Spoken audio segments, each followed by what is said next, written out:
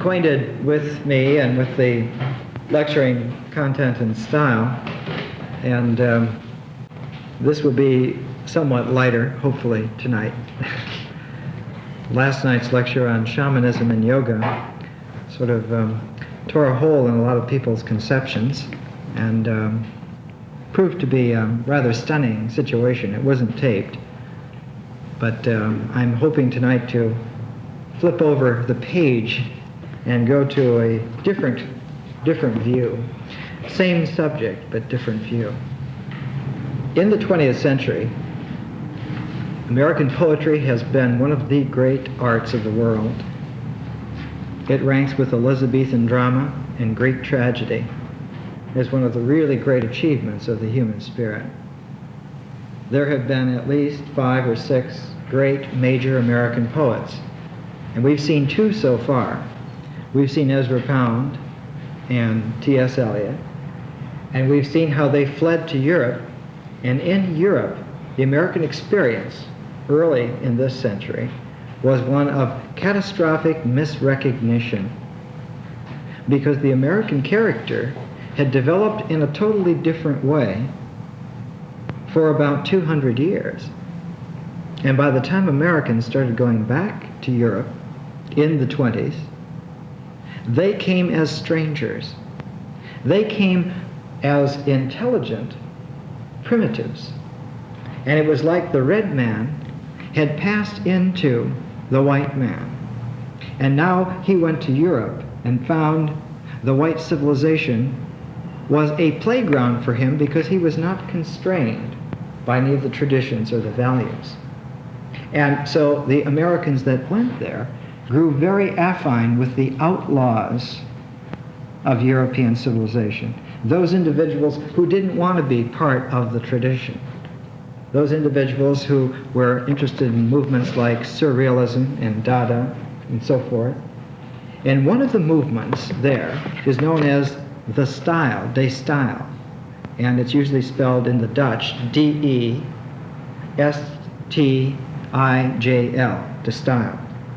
And I'll read you a little description as an indication of the kinds of art movements that were in Europe at this time that the Americans who went there found affinity with. Not with Europe, but with this sort of new revision. This is from Herschel Chip, Theories of Modern Art, published by University of California Press. The purest of the abstract movements and the most idealistic in its ideology was the Dutch group The Style, founded in Amsterdam in 1917. 1917, in the midst of the First World War. Now you might recall, some of you, that in the lecture series in the 19th century, we showed that the European mind progressively, during the 19th century, dematerialized its sense of reality.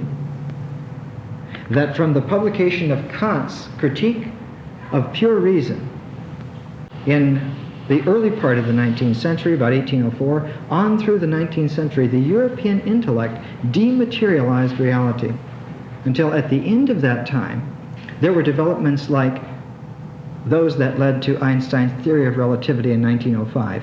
That century, from 1804 to 1905, proved to be one of abstract backing away from the natural world, the social world, and in backing away, all of the values that were traditional seemed to cling to this negativity that was made by the backing away. And the clinging was suffocating people intellectually. And this was the direct cause of the First World War, was the suffocation of the European mind broke out in the First World War and coincided with all of these outlaw movements coming up, and the Americans coming over ran right into this situation, the dematerialization, the outlawry. And in this group, artists like Ezra Pound and T.S. Eliot found themselves squeezed and wrung out and stretched into all kinds of impossible shapes. But the case of E.E. Cummings is different. It's different. Because E.E. Cummings was agile. He had a spiritual quality which Pound does not have, which Eliot does not have. Agility. And this is not a colloquial term. I forget the Sanskrit term for it, but it's a spiritual term. It means that he was able to create his way while he went. He didn't need a path. It's that kind of agility. And so Cummings' experience is enormously different. And in fact, when he was there, he had a lot of trouble in the First World War with political authorities. He was an ambulance driver. He had been born in 1894 on the Harvard campus. He had grown up in between William James' house and Hosea Royce's house. He'd been a little genius kid running around with all these greats of Harvard. The middle-class houses at that time were sporting William Morris wallpaper and handcrafted furniture. There was a whole move to bring back the basic crafts of humanity. Bring back the medieval handcrafted life and put it into the home, every American home. And the intelligent, educated upper class and middle class American homes had this kind of handcraft movement. And Cummings came from that and went from that to the dematerialization of Europe. Ran smack into it as an ambulance driver in the First World War in France. And he had problems not with the Germans, but with the French. And the problems came up because Cummings refused to stop chumming around with an ambulance driver who had written some critical comments about the French. Oh, he'd written the letter home, but of course the French censors had read it. And so they brought Cummings in to try and question him to see whether or not his friend was a renegade. And Cummings, of course, was just delighted to have someone to play with. They're interrogating me.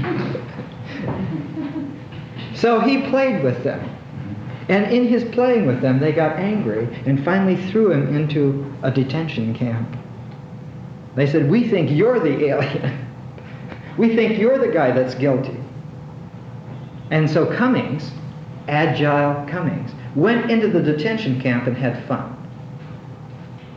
And when he came out, he wrote his first novel called The Enormous Room, which is about the prison, about the detention camp. Came out in 1922 and right away marked Cummings as an oddball. Somebody who enjoyed detention. Somebody who loved the fact that they interrogated him. Somebody who just danced blithely through one of the most tragic situations in human life and came out not only smiling, but giving raspberries to everybody. Well, here's how the introduction starts to The Enormous Room. I'm not making it up. Don't be afraid. But I've never seen a picture you painted or read a word you wrote. So what? You're 38? Correct. And have only just finished your second novel, so-called, entitled E-I-M-I? Right. And pronounced A as in A, me as in me. The accent on the me, signifying am. And this novel that he's talking about was called Amy. Amy. And it's the Greek word for am. He means rather almost the existential quality, amness. I'm here. Are you there? If you are, you better respond to me because I'm real. I'm not a figment of your imagination. I happen to really be here. And if you have anything to do that involves me, have at it. That sort of character. So they say when The Enormous Room was published, some people wanted a war book. They were disappointed. And when Amy was published, some people wanted another Enormous Room. They were disappointed. Doesn't The Enormous Room really concern war? It actually uses war to explore an inconceivable vastness which is so unbelievably far away that it appears microscopic. When you wrote this book, you were looking through war at something very big and very far away. When this book wrote itself, I was observing a negligible portion of something incredibly more distant than any sun, something more unimaginably huge than the most prodigious of all universes, namely, the individual. Benjamin Franklin is back. But Benjamin Franklin is back in the optimum speed. Have you ever seen Salvador Dali's painting of the maximum speed of Raphael's Madonna, where the form of Raphael's Madonna is on the canvas, but it's split up into little atoms of color, and it's only when you look at it from a distance that you can see the face of Raphael's Madonna. But when you look close, it's just whirling blobs of color. Well, E.E. Cummings is the maximum speed of Benjamin Franklin. When the book gets going, this is how it reads. Just give you a little excerpt so you get the flavor. "Put your baggage in here," quoth an angry voice. "No, you will not take anything but one blanket in your cell, understand?" In French. Evidently the head of the house was speaking. I obeyed. A corpulent soldier importantly led me to my cell. My cell is 2 doors away from the monkey angel on the same side. The high boy voice, centralized in a torrent-like halo of stretchings, followed my back. The head himself unlocked a lock. I marched coldly in.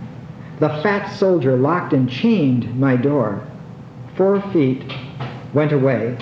I felt in my pocket, finding 4 cigarettes. I'm sorry I did not give these also to the monkey, to the angel. Lifted my eyes and saw my own harp. The man had just been thrown into prison for an indefinite length of time, sitting in a cell. This is his reportage of the event. Part 3 is called The Pilgrim's Progress, and it follows like this. Through the bars I looked into that little and dirty lane whereby I had entered, in which a sentinel, gun on shoulder, and with a huge revolver strapped at his hip, monotonously moved. On my right was an old wall overwhelmed with moss. A few growths stemmed from its crevices. Their leaves are of a refreshing color. I felt singularly happy, and carefully throwing myself on the bare planks, sang one after another all the French songs which I picked up in my stay in the ambulance corps. What can you do with him? He won't complain, he won't cry, he won't break, he won't get angry. He sings in his cell. Agility. He writes, "At last I knew that I was very thirsty, and leaping up began to clamor at my bars. Quelque chose à boire, s'il vous plaît?" After a long debate with the sergeant of guards, who said very angrily, "Give it to him," a guard took my request and disappeared from view, returning with a more heavily armed guard and a tin cup full of water. One of these sentries watched the water and me, while the other wrestled with the padlock. The door being minutely opened, one guard and the water painfully entered. The other guard remained at the door, gun in readiness. The water was set down, and the enterer assumed a perpendicular position, which I thought merited recognition. Accordingly, I said merci politely, without getting up from the planks. Immediately he began to deliver a sharp lecture on the probability of my using the tin cup to saw my way out, and commanded haste in no doubtful terms. I smiled, asked pardon, and for my inherent stupidity, which speech seemed to anger him, and guzzled the so-called water without looking at it, having learned something from Noyon. With a long and dangerous look at their prisoner, the gentlemen of the guard withdrew, using inconceivable caution in relocking the door. I laughed and fell asleep. So he spends a very long time in this detention camp. They interrogate him. He doesn't break. He has fun with the interrogators. He gets to know the whole population, and the book is about the population seen through the eyes of agility, seen through the eyes of a man who is playfully at home in reality, and for whom all these phony constructs are but games, plastic. They have no sense of reality. He, as an individual, is free to interpret in any way that he wishes. So that towards the end, here's a description when the prisoners are slowly being let go. And this is Cummings at some of his best early writing. Morning, whitish, inevitable, deathly cold. There was a great deal of hurry and bustle in the enormous room. People were rushing hither and thither in the half-heavy darkness. People were saying goodbye to people, saying goodbye to friends, saying goodbye to themselves. We lay and sipped the black, evil, dull, certainly not coffee, lay on our beds, dressed, shuddering with cold, waiting. Several of Lahome's, whom we scarcely knew, came up to B, shook hands with him, said good luck and goodbye. The darkness was going rapidly out of the dull, black, evil, stinking air. B suddenly realized that he had no gift for the Zulu. He asked a fine Norwegian to whom he had given his leather belt if he, the Norwegian, would mind giving it back, because there was a very dear friend who had been forgotten. The Norwegian, with a pleasant smile, took off the belt and said certainly. He had been arrested at Bordeaux where he came aboard from his ship for stealing 3 cans of sardines when he was drunk, a very great and dangerous criminal. He said certainly, and gave B a pleasant smile, the pleasantest smile in the world. B wrote his own address and name on the inside of the belt, explained in French to the young Pole that any time the Zulu wanted to reach him, all he had to do was to consult the belt. The young Pole translated, the Zulu nodded, the Norwegian smiled appreciatively, the Zulu received the belt with a gesture to which words cannot do the faintest justice. Cummings is bringing in a quality of poignancy which is ethically serious. His agility, his humor, his lightness has the most serious ethical purpose. He writes, through the little peephole I caught a glimpse of them entering the street. I went to my bed and lay down quietly in my great pelisse. The clamor and filth of the room brightened and became distant and faded. I heard the voice of the jolly Alsatian saying, Courage, mon ami, votre camarade n'est pas mort, vous la verrez plus tard. And after that, nothing. In front of and on and within my eyes lived suddenly a violent and gentle and dark silence. The 3 wise men had done their work, but wisdom cannot rest. Probably at that very moment they were holding their court in another prison, committing to incomparable anguish some few merely perfectly wretched criminals, little and tall, tremulous and brave, all of them white and speechless, all of them with tight bluish lips and large whispering eyes, all of them with fingers weary and mutilated and extraordinarily old. Desperate fingers, closing to feel the final lukewarm fragment of life glide neatly and softly into forgetfulness. To convince the reader that this history is mere fiction, and rather vulgarly violent fiction at that, nothing perhaps is needed save that ancient standby of sob story writers and thrill artists alike, the happy ending. As a matter of fact, it makes not the smallest difference to me whether anyone who has thus far participated in my travels does or does not believe that they and I are, as that mysterious animal the public would say, real. I do, however, very strenuously object to the assumption on the part of anyone that the heading of this, my final chapter, stands for anything in the nature of happiness. And then he goes on, and he says that he is not concerned with happiness or with sorrow. He is not concerned with the world that we would recognize as the polarities. He is concerned with the real, with what penetratively is so far away and so vast that it seems microscopic and inconceivable that the individual happens to be real. Is not the feeling, is not the situation, is not the involvement. Those are epiphenomena. And to subvert the reality of the individual to being concerned with those epiphenomena makes the individual vanish from our perspective. And when that happens, nothing is real. And the epiphenomena take over by themselves and run haywire like a junkyard. of amplitude, having no root. And that the only guarantee of any value whatsoever is for the individual to be real to himself and to others. This quality of Cummings is evident in some of his early poems. He has a poem which they usually read in schools, Chansons Innocentes. This has the light lyric touch of disclosing that joy occurs for human beings, and that because joy occurs for human beings, there is definitely a quality of our reality which responds to joy, and therefore is not alien to us. It is necessarily a part of us, and if we are integrated, then that part is woven into the whole, so that the disclosure that we are capable of experiencing joy is self-revelatory about our nature. This is how the poem runs.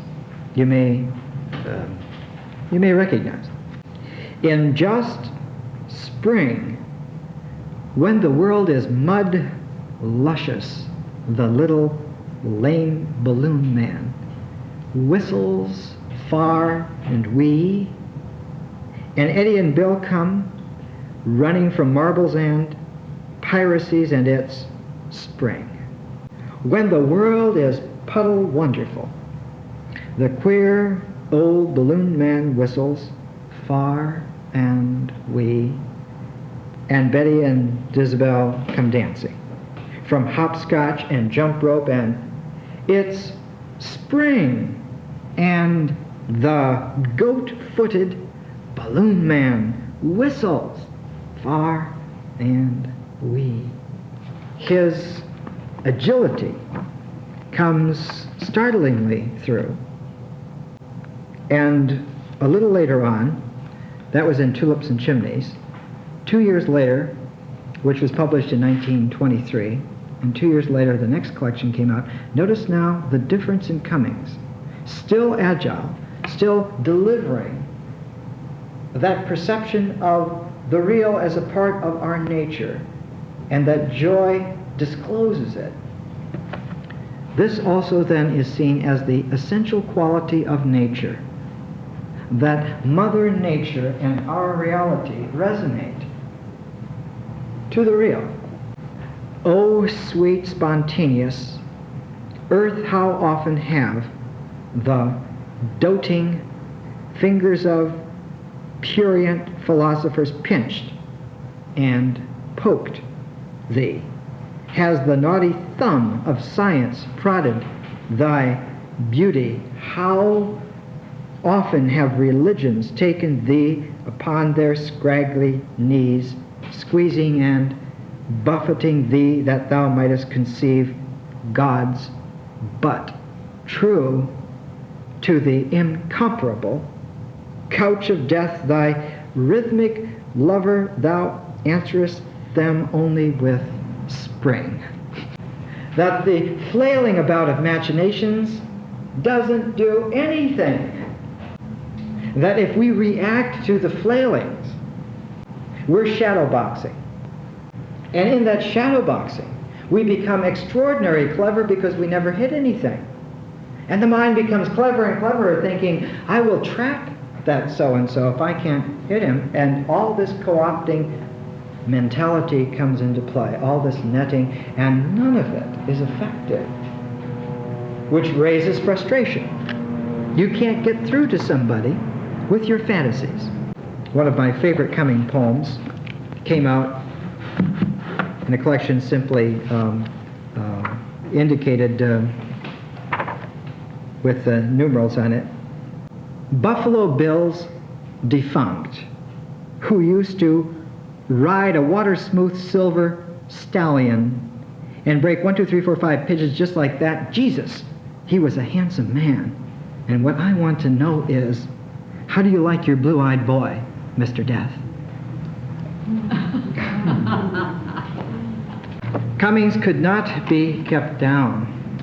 In fact, Cummings became the bad boy of poetry because his poems not only fractured lines and phrases and words, but even letters.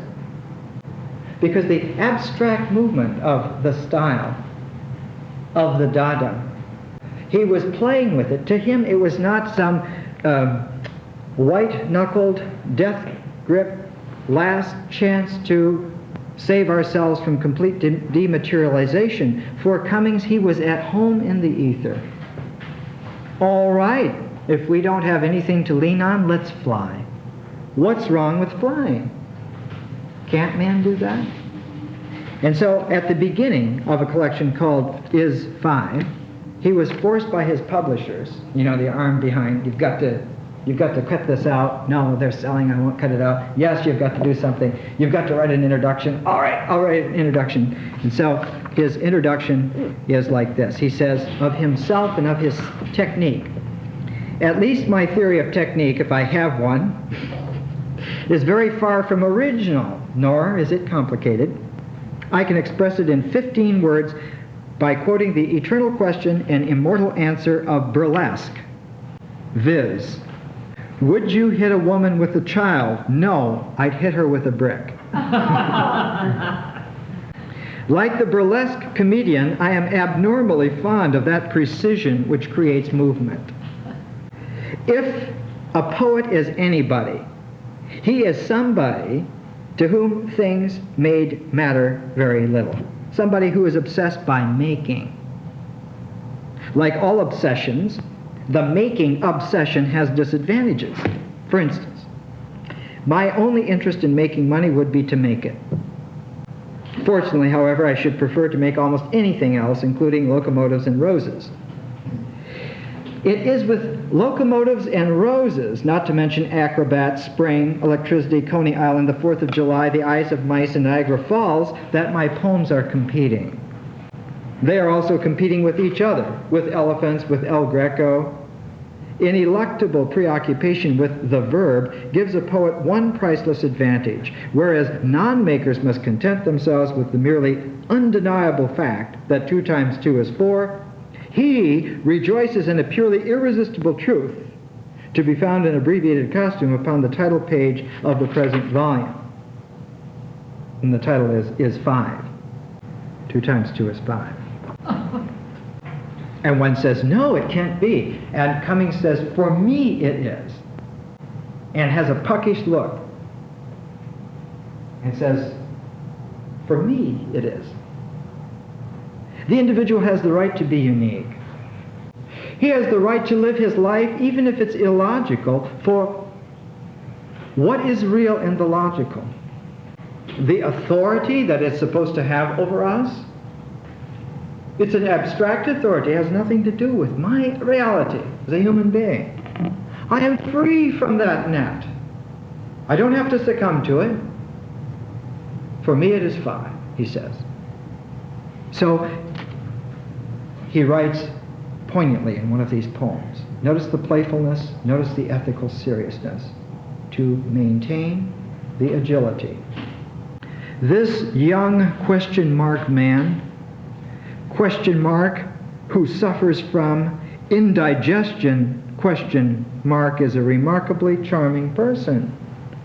Personally, they tell me, as for me, I only knows that as far as his picture goes, he's a wet dream by Cézanne. Cummings again with his raspberry, with his lightness and his agility. And by this time it was being recognized that Cummings is a very extraordinary combination of poet. His manner is flippant. His breaking up of the poem on the surface of the page is absolutely the last word in dematerialization, but his content is conservative New England American Unitarianism. That the universe actually in reality is unified and needs only a focus in a person, really, for that to be recognized.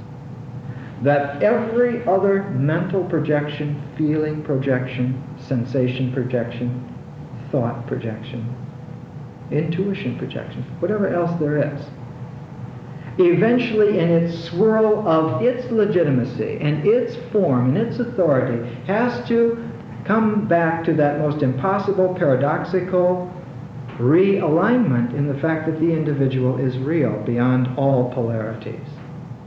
He happens to really be here.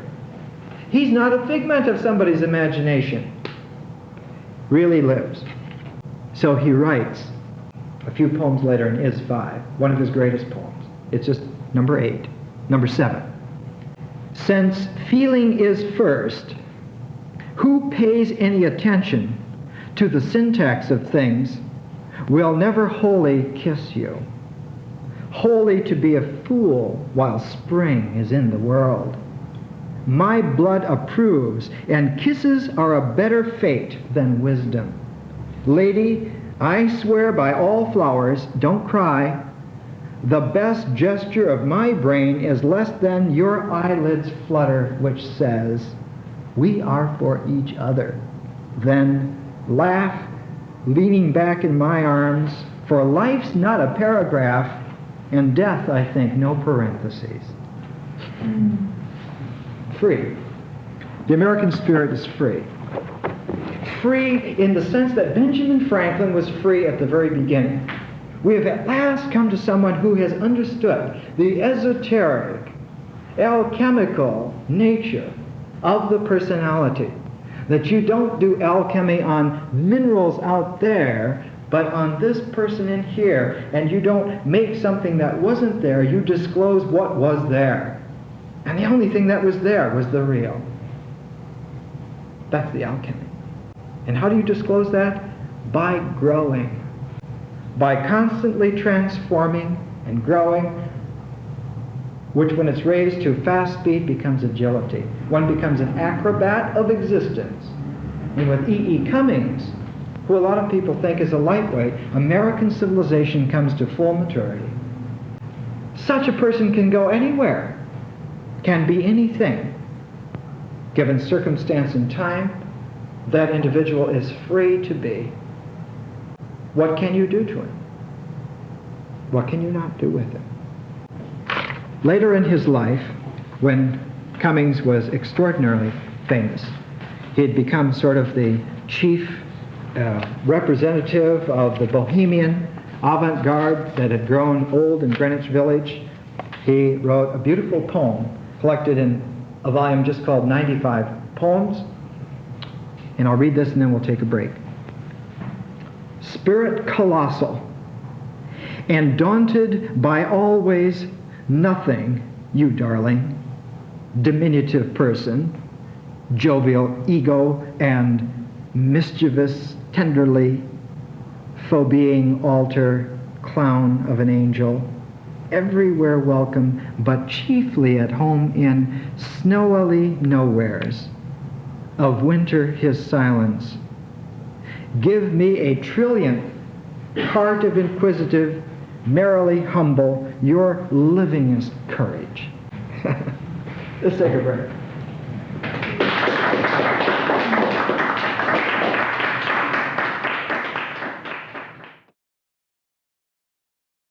Cummings published several volumes of poems in the mid-1920s, and increasingly was thought of as a crackpot, an oddball, a weirdo, but interesting.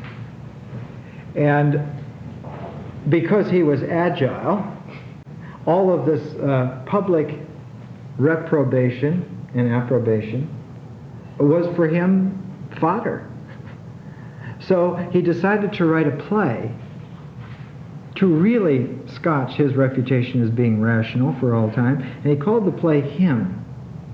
It was published in 1927 and performed, and not performed too much since then because it's very difficult to ascertain what's going on. Scene 1. Scene, a flat surface on which is painted a doctor anesthetizing a woman. In this picture, there are two holes corresponding to the heads of the physician and of the patient, and through these holes protrude the living heads of a man and a woman. Facing this picture with their backs to the audience. 3 withered female figures are rocking in rocking chairs and knitting. First, or middle figure. We called our hippopotamus, It's Toasted. I wish my husband didn't object to them. Of course, it's a bother to clean the cage every day. Oh, I wouldn't mind doing that. Be sure to get one that can sing. Don't they all sing? Oh dear, no. Some of them just whistle. I've heard they're very affectionate. I find them so. Did it take long to tame yours? Only a few days. Now he sits on my hand and doesn't bite me. How charming. That's how it begins. And 115 pages later, the creek is the book, not me. Act 3, Scene 4. Scene. The 3 knitting, rocking figures facing the pictures with their backs to the audience. Very consistent. The doctor's head has disappeared from the picture, leaving a black hole. The woman's head is in the picture, but her eyes are closed. Right? Now you're all alone. Boy, talk about being isolated, alienated. First figure. Terribly, especially in summer. How simply frightful. All over them? Drowsiness, rumbling, sour risings, heartburn, water brash, and the feeling of being stuffed. That depends, sometimes.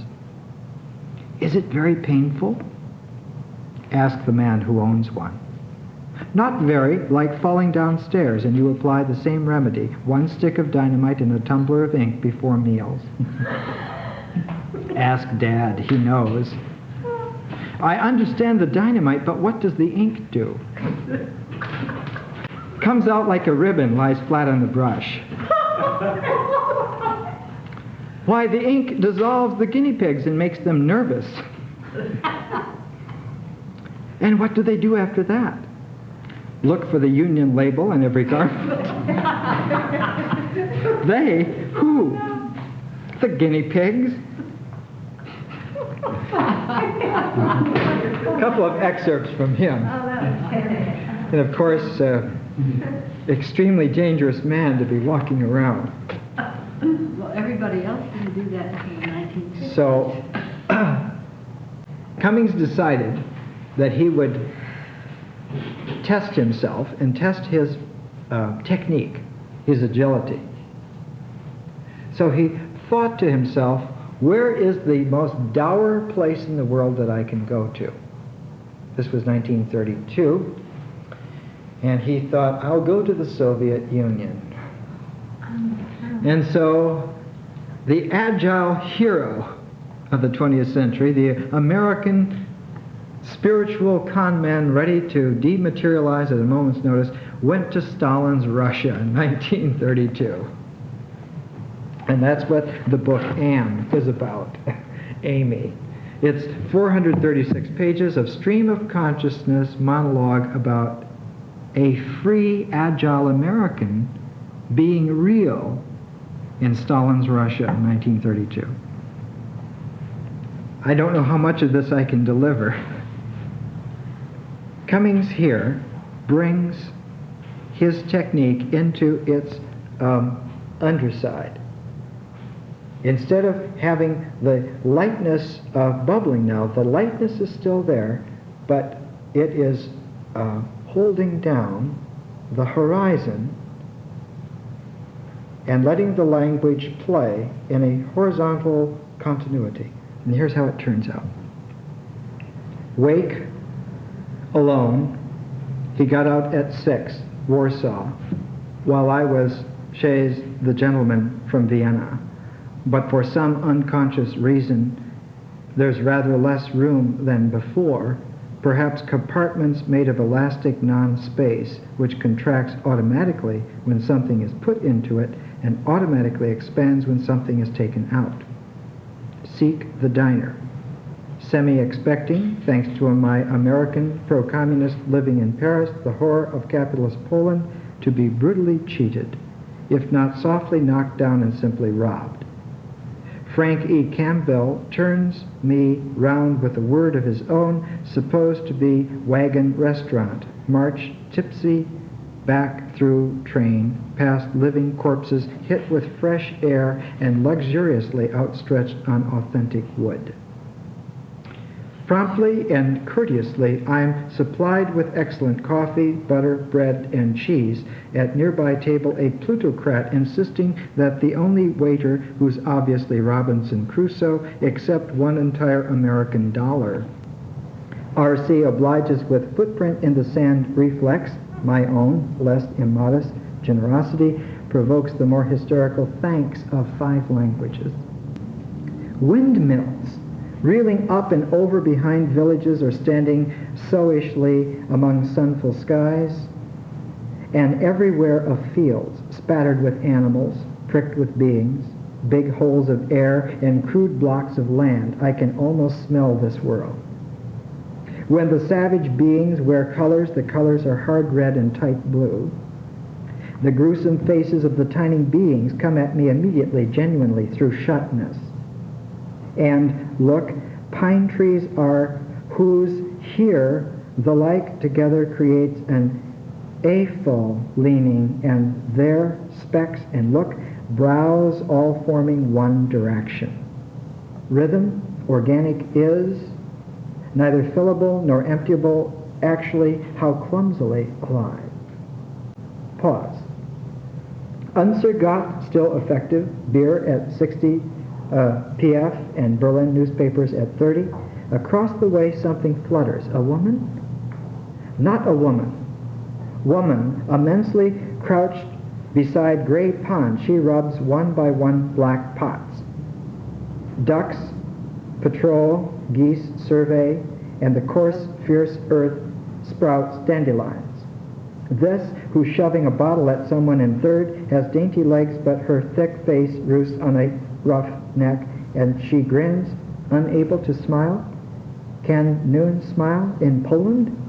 Here's a sickly youth grabbing into himself a soiled child clumsily, who waves as our drowsy train stumbles away. He smiles, an idiot's distant, rare smile. So you get the flavor. One more short section. Something. The ticket from here to Moscow. I go and I do, but what a ticketless ticket. So in dream moving, preceded by trifles, through very gate of, inexorably, has a magic wand been waved? Miraculously, did reality disintegrate? Where am I? In a world of was. Everything shoddy. Everywhere dirt and cracked fingernails, guarded by one helplessly handsome, implausibly immaculate soldier. Look, a rickety train, centuries B.C. Tiny, red-nosed, genial, antique was man, swallowed by outfit of patches, nods almost merrily as I climb cautiously aboard. My suitcase, knapsack, typewriter gradually are heaved each by each into a lofty alcove, leaving this massive barrenness of compartment much more than merely empty. A kissing sickle and hammer sink in heavier palm, almost child trickles away. Dizzily myself seeks fresh air. Genially, with an "I'd be naughty if I took it" shrug, the antique wasman refuses a cigarette. And like so. And Amy is over 400 pages like this, nonstop. And in the excursion of it, Cummings shows that his agility survives and emerges untouched and unscathed. That he has subjected himself to the acid test. He's put himself in the most shut-up society of his time. Stalin's Soviet Russia was the gloomiest place on the globe. And he has not only survived, but he has survived joyfully as his reality is, and has shown that his true goal, he's been subjected to this aqua regia and did not dissolve. He's not some phony goal. He's real. And from 1933, when that was published, Cummings increasingly in his poetry became spiritually courageous to try and not say the ineffable, but to try to make the ineffable said. And here's a poem from late in his life, published, I think, just within a few years of his death, page 714 in the collected poems. Notice the way now in which he will let language disclose the ineffable. From spiraling ecstatically this proud nowhere of earth's most prodigious night blossoms a newborn babe around him, eyes gifted with ever keener appetite than mere unmiracle can quite appease. Humbly in their imagined bodies kneel, over time-space doomed dream, while floats the whole perhapsless mystery of paradise. Mind without soul may blast some universe to might have been and stop 10,000 stars, but not one heartbeat of this child, nor shall even prevail a million questionings against the silence of his mother's smile, whose only secret all creation sings. If you think Cummings is a minor poet, you might have to look again. American poetry in the 20th century raised to one of the greatest art forms of all time. And in recognition of this growing quality, by 1953, surprisingly, because Cummings had refused all formal contact with American life, he had lived in Greenwich Village. He lived in the same apartment with his wife, Marion, whom he loved dearly, for 35 years. Number 4 Patchen Place. In fact, a description of Cummings' life there might be in order from a man who spent some time with him and then wrote the great biography called The Magic Maker. The Magic Maker. And here's what he writes. They spend their summers in New Hampshire on a farm which Cummings inherited from his mother. Every May, the first week if the weather is warm, the second warm or cold, Cummings and his wife journey there, going by plane to Boston and from Boston by train. Their sojourn at the farm is never under 4 months. Often it is closer to 5. Until 1957, there was no electricity in the house, and reading was done by kerosene lamps. Despite the wiring now, there is no radio, no TV. For trips to the nearby village, Cummings drives a 1929 Ford sedan, upholstered and roomy as an old-fashioned Pullman. It rides high over the narrow, winding dirt roads. Cars of later design, he says, are too low-slung to be of use. Besides, he explains, smiling, should his car get stuck in a rut, only 3 pairs of hands could lift it out. On his farm, particularly in overhauls doing chores, he looks a bit more the Yankee he really is. There are more than 300 acres of woodland, which, despite the blandishments of regional lumbersmen, have been left strictly alone. So have the grass and bushes around the house, with the result that thrushes are more numerous than chickadees or sparrows. Hummingbirds sip from vials of sugared water outside the screened porch, where Cummings and his wife take their meals. The stone floor of the porch is strewn with empty shells from peanuts in a cookie jar where chipmunks come 3 times a day, beginning with the first sound in the kitchen in the morning. There is also water for them in a glass dish. Cummings has assured me that the hummingbirds bow goodbye to him when they are ready to take off for their long flight to the Caribbean at summer's end, and I hereby testify that it is so. On the last day of August 1957, as we were sitting on the porch, which faces the mountains of the Sandwich Range, he called my attention to 2 hummingbirds outside the screen. They are bowing goodbye, he said. Like tiniest helicopters, the hummingbirds rose straight up to the top of the screen and then descended 5 or 6 times, turned, and were gone. When man is real, all of nature is his home. Wherever he is at home.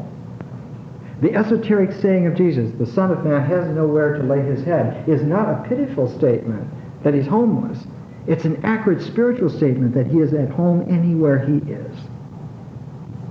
He does not need a place specifically to lay his head. He is at home wherever he is. This is the agility of the Spirit. Different from the nets of the psyche, different from the authority and logic of the mind, but quite at home in the world of nature. The world of nature responds to reality, not to the nets, not to the authority. In recognition of Cummings' greatness, the growing perception that he was really a great author, Harvard University beseeched him in 1953 to deliver some lectures at Harvard. And he said, very well, I will deliver them, but they're going to be called non-lectures. He gave 6. But the title of the book is not 6 non-lectures. The title of the book and the title of the series is I, lowercase I, 6 non-lectures. There's no colon, there's no comma. It's simply the juxtaposition, I, lowercase I, 6 non-lectures. And of course, in the non-lectures, at the end of each non-lecture, he read in the original languages great poetry, 6 or 7 different languages. Cummings is quite a man. In the first non-lecture, this is how he addressed the Harvard audience. 1953, he was 57 years old. Let me cordially warn you at the opening of these so-called lectures that I haven't the remotest intention of posing as a lecturer. Lecturing is presumably a form of teaching. Presumably a teacher is somebody who knows. I never did and still don't know. What has always fascinated me is not teaching but learning. And I assure you that if the acceptance of a Charles Eliot Norton professorship hadn't rapidly entangled itself with the expectation of learning a very great deal, I should now be somewhere else. Let me also assure you that I feel extremely glad to be here, and that I heartily hope you won't feel extremely sorry.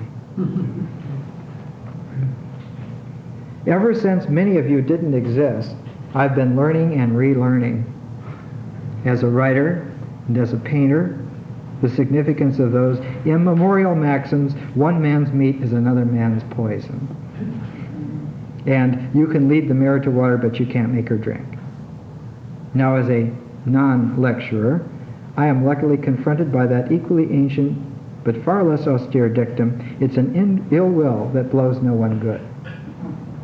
For while a genuine lecturer must obey the rules of mental decency and clothe his personal idiosyncrasies in collectively acceptable generalities, an authentic ignoramus remains quite indecently free to speak as he feels. And that's how he began. Cummings' extraordinary capacity to transmute, not simply on the mundane level, to transmute the phony seriousness that boggles down the mind, but to actually transmute the projections that seem to blot out life back into the interior where someone real lives. And that resonance is natural.